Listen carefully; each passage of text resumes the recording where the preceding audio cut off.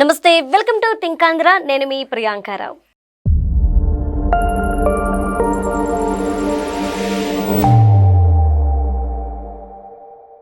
అలేఖ్య చిట్టి పికెల్స్ ఇప్పుడు దీనికి సంబంధించిన ఒక ఆడియో సోషల్ మీడియా అంతా కూడా హల్చల్ చేస్తుంది. దీనివల్ల పాపం వాళ్ళు బిజినెస్ క్లోజ్ చేసుకోవాల్సిన పరిస్థితి ఏర్పడింది. కొంతమంది అంటున్నారు ఆడపిల్లలు ఇలాంటి భాష మాట్లాడకూడదు, మీరు ఆడపిల్లలేనా అంటూ. ఇంకొంతమంది అంటున్నారు ఇదే కరెక్ట్ అని చెప్పి.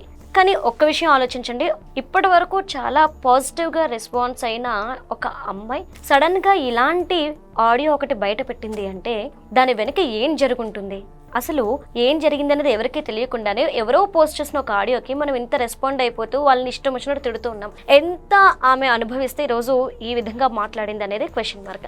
సో అసలు ఏం జరుగుంటుంది, దీన్ని ఎలా అర్థం చేసుకోవాలనే విషయాలపై మనకి క్లారిటీ ఇవ్వడానికి మనతో పాటు గరికపాటి రాజేష్ గారు ఉన్నారు. ఆయనతో మాట్లాడదాం. నమస్కారం సార్. సార్, అలేఖ్య చిట్టి పికిల్స్ గురించి మీరు వినే ఉంటారు. ఏంటి సార్ అసలు ఈ ఆడియోకి సంబంధించి మనం ఎలా చూడాలి, ఏ కోణంలో మనం అర్థం చేసుకోవాలి?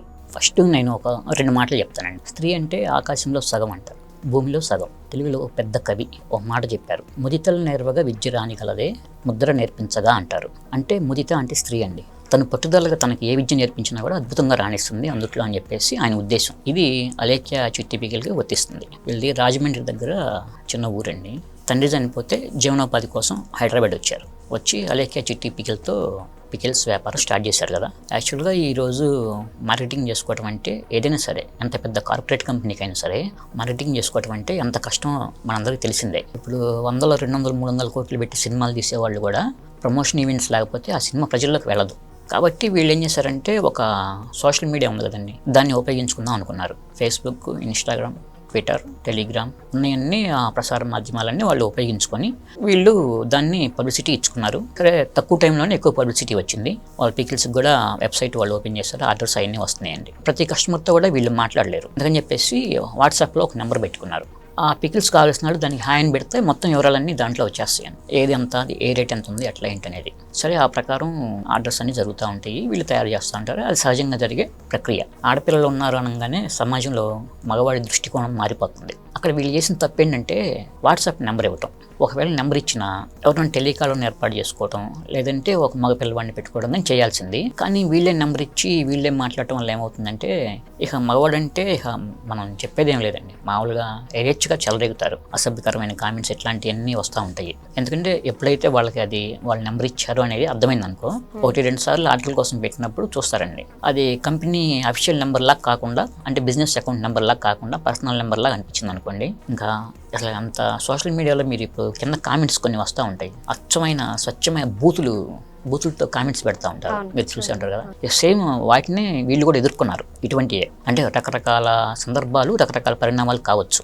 కానీ అందుట్లో మళ్ళీ పాజిటివ్ కామెంట్స్ ఇచ్చిన వాళ్ళు కూడా ఉన్నారండి. అంటే పచ్చళ్ళు చాలా బాగుండేవి ఇది అని చెప్పేసి ఇచ్చిన వాళ్ళు, అందుట్లో మెన్షన్ చేసిన వాళ్ళు ఉన్నారు. కానీ ఇప్పుడు ఈ అమ్మాయి బూతులు తిట్టింది అని చెప్పేసే కదా మొత్తం ప్రచారం అవుతుంది, ఎవరో ఒక అతను పెట్టిన కామెంట్కి. అంటే ఎంత ఫ్రస్ట్రేషన్కి, ఎంత మానసిక ఒత్తిడికి గురవకపోతే ఒక స్త్రీ ఆ విధంగా ఒక అసభ్య పదజాలాన్ని ఉపయోగించగలిగింది అనేది మనం ఇప్పుడు మాట్లాడుకోవాలి. సాధారణంగా పురుషులు అసభ్య పదజాలాన్ని ఉపయోగిస్తారు, కానీ స్త్రీలు ఉపయోగించరు. చాలా రేరు. ఎప్పుడు బాగా కోపం వస్తే ఆ ఒత్తిడి తట్టుకోలేక, అంటే దాన్ని ఆపుకొని ఏదో అప్పుడు చివరికి మాట రూపంలో బయటకు వస్తుంది. అట్లా వాళ్ళు అన్నారు. అయితే అతను ఏం చేశాడో చూడండి, మొత్తం దాన్ని ఆ వీడియోని అంటే వీడు అంత ముందు కూడా ఎన్నిసార్లు చేశాడో అర్థం చేసుకోండి. చేసే ఉంటాడని దీన్ని బట్టి అర్థమవుతుంది. ఆ తిట్టిన దాన్ని, ఆ రికార్డింగ్ క్లిప్ని సోషల్ మీడియాలో మొత్తం సర్క్యులేట్ చేస్తున్నాడు. అంటే ఒక మగాడు చేయాల్సిన పనేనా అది? అంటే వాళ్ళకి ఇంట్లో తల్లి, చెల్లి అందరూ ఉంటారుగా, ముందర వాళ్ళని దృష్టిలో పెట్టుకోవాలి కదా. మనం పచ్చళ్ళు కావాలి, వాళ్ళు వ్యాపారం చేస్తున్నారు అన్నప్పుడు మనం ఏం చేయాలంటే మనం వాళ్ళని ఎంకరేజ్ చేయాలి. ఇంకా వేరే వాళ్ళకి ఎవరికన్నా 4 మంచి మాటలు చెప్పి కొనండి బాగుందని చెప్పాలి. వాళ్ళ 3 ఆడపిల్లలు ఒంటరిగా ఉన్నారని చెప్పేసి ఇక ఇష్టారాజ్యంగా ఆ కామెంట్స్, లేకపోతే ఆ వాట్సాప్ నెంబర్కి పంపించి ఇట్లాంటివన్నీ చూస్తే అంటే ఇంకా సమాజం యాక్చువల్గా పురుషాధిక్య సమాజం ఇది. అయితే ఇప్పుడు మారుతున్న కాలానికి అనుగుణంగా ఇద్దరు సగం అయ్యారండి. కానీ అదంతా మాటలకే పరిమితం అవుతుంది, స్త్రీకి అనుకున్నంత స్వేచ్ఛ రాలేదు అని చెప్పేసి ఇటువంటి పరిణామాలు రుజువు చేస్తున్నాయి. రైట్. అంటే మీరు అన్న దాని ప్రకారం చూస్తే నిజంగానే బహుశా అమ్మాయి ఇలాంటివి చాలా ఎదుర్కొని ఉండాలి. ఎందుకంటే మనం కామెంట్స్ చెక్ చేస్తే అది చూడడానికి చాలా చిరాగ్గా అనిపించింది. ఆ అమ్మాయి డిప్రెషన్కి వెళ్ళుండి ఈ రోజు వర్డ్స్ వస్తాయి.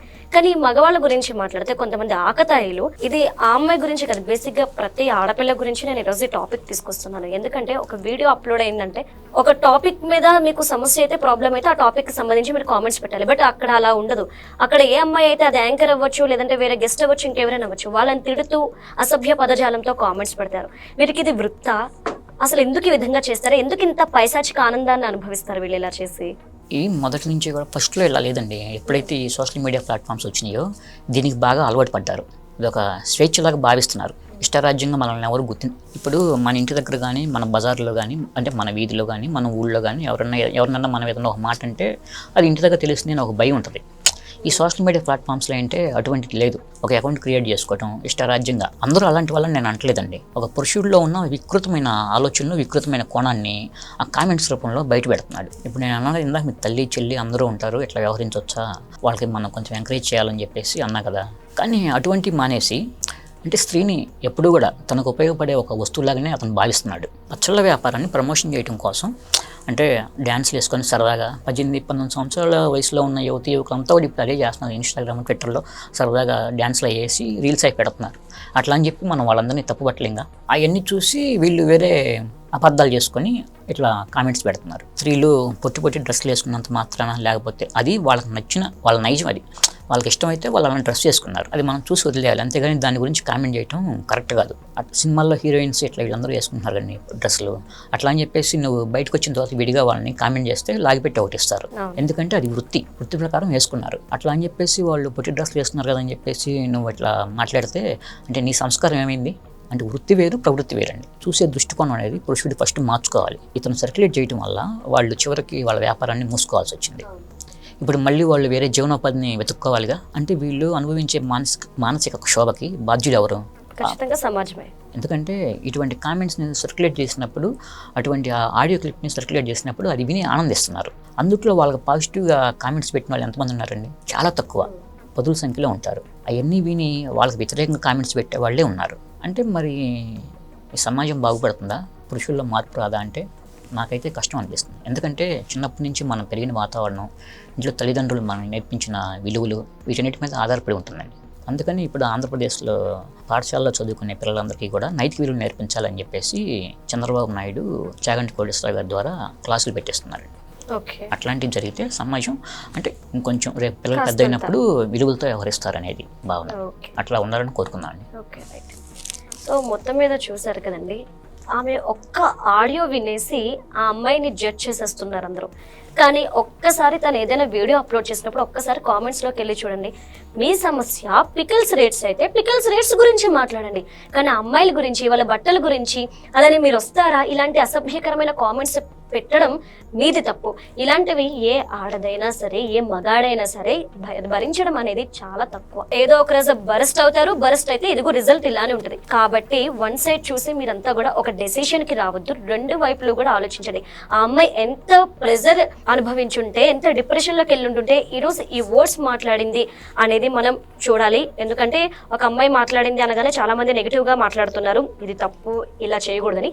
మీకు దమ్ముంటే, ధైర్యం ఉంటే ఇలా విధంగా నెగిటివ్ కామెంట్స్, ఆడపిల్లల మీద అసభ్యంగా పోస్టులు పెడుతున్న వాళ్ళకి ఈ వార్నింగ్ ఇవ్వండి. వాళ్ళకి చెప్పండి, మీరు ఇలా పెట్టకండి రా, మీరు ఇలా పెట్టకపోతే వాళ్ళు కూడా ఇలా మాట్లాడరు అని. అంతేగాని ఒక అమ్మాయి ఒక్క ఆడియో వినేసి మీరు జడ్జ్ చేయొద్దు. ఓకే, ఇది ప్రతి ఒక్కరు కూడా అవగాహన. ఎందుకంటే ఒక అమ్మాయి గురించి మాట్లాడట్లేదు, ఇలా యూట్యూబ్స్ లో వాటిలో ప్రతి ఒక్కరి మీద జరుగుతుంది. కాబట్టి ఇది ఒక స్త్రీ మీద దాడిగా మనం చూసుకుంటే ఇది తప్పు. కాబట్టి కొంచెం సమాజాన్ని మార్చే విధంగా మన అడుగులు వేస్తే బాగుంటుందని మా అభిప్రాయం. Thank you so much.